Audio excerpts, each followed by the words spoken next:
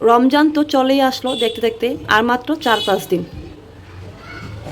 তো রমজান আসার উপলক্ষে আজকে আমি কিছু ফ্রোজেন আইটেম বানাবো, আর তার মধ্যে একটি হলো আলুর চপ বানাবো, তা আবার কিমা দিয়ে ভিন্ন স্বাদে। হাই এভরিওয়ান, আসসালামু আলাইকুম। কেমন আছেন সবাই? আশা করছি ভালো।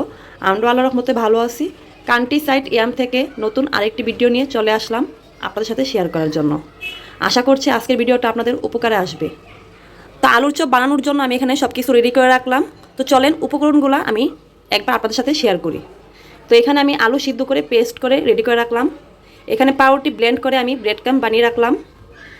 লাগবে মুরগির মাংস কিমা, আপনারা চাইলে গরু মাংস দিয়ে বানাতে পারেন। এখানে হলো শুকনা মরিচের গুঁড়া 1 চামচ, স্বাদ মতো লবণ। লাগবে ডিমের সাদা অংশ। এখানে আমি 4-5টা পেঁয়াজ বেরেস্তা করে রেডি করে রাখলাম। লাগবে ধনিয়া পাতা আর চাট মশলা। এই তো এ কয়েকটা উপকরণ দিয়ে আজকে আমি বানিয়ে নিব আলুর চপগুলা।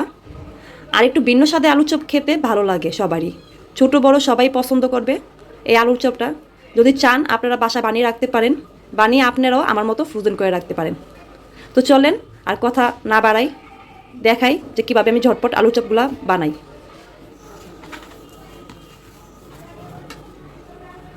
তো এই তো আমি সবগুলো বেরেস্তা এখন দিয়ে দিব, সাথে দিব ধনিয়া পাতা, আর দিয়ে দিব এখানে আমি 1.5 চামচের মতো চাট মশলা নিচ্ছি। দিয়ে দিলাম চাট মশলাগুলা, আর এই যে লবণ আর শুকনা মরিচের গুঁড়া দিয়ে ভালো করে মেখে নিব। এই তো ভালো করে সব কিছু আমি এখানে মিশিয়ে নিলাম। এখন আস্তে আস্তে আমি আলুর চপগুলা বানিয়ে নিব।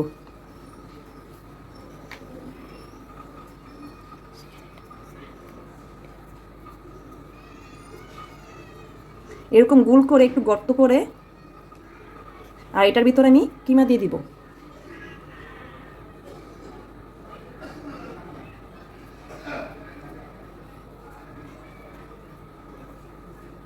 এই তো এরকম করে আমি এখন আস্তে আস্তে সবগুলো আলুর চপ রেডি করে নিব। আপনারা চাইলে যে কোনো শেপ দিতে পারেন, আমি এখানে গোল শেপ দিয়ে নিলাম।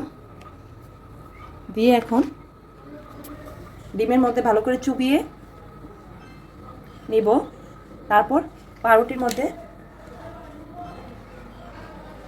ভালো করে গায়ের মধ্যে মিশিয়ে নিব আলুর চপের।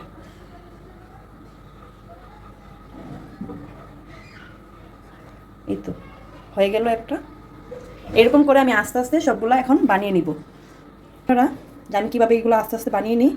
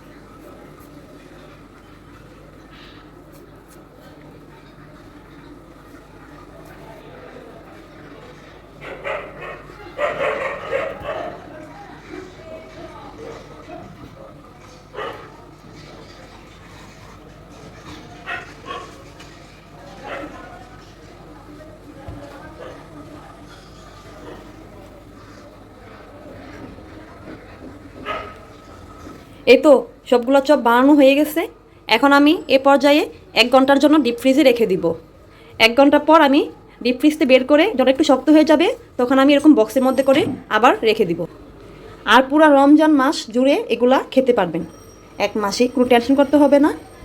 তো যদি আজকের ফ্রোজেন আইটেমটা ভালো লাগে আপনাদের কাছে, তাহলে অবশ্যই একটা লাইক আর একটা সাবস্ক্রাইব করে দিবেন। আর আমার ফেসবুক পেজে দেখতে চাইলে আমার ইউটিউব চ্যানেলে ফেসবুকের লিঙ্ক ডিসক্রিপশনে দিয়ে দিব। আপনারা চাইলে আমার ফেসবুক পেজও গিয়ে একটা ফলো দিয়ে আসবেন। ভালো থাকবেন সবাই, আল্লাহ হাফেজ।